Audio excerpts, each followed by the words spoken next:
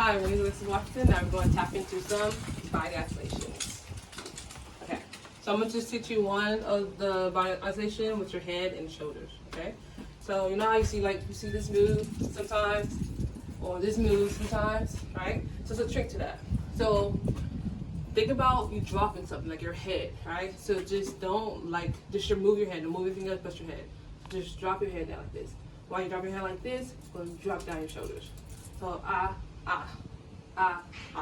You see how it's separating, all right? And not, you gotta separate, okay? So head, then your shoulders. Head, then shoulders, all right? Okay, so that's how you do that. So while you do it together, head, shoulders, head, shoulders, head, shoulders.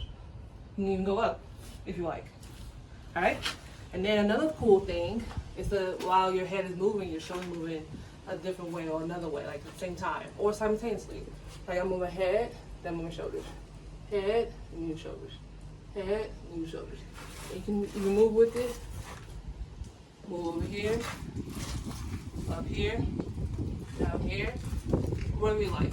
So try that at home. So again, head, then shoulders.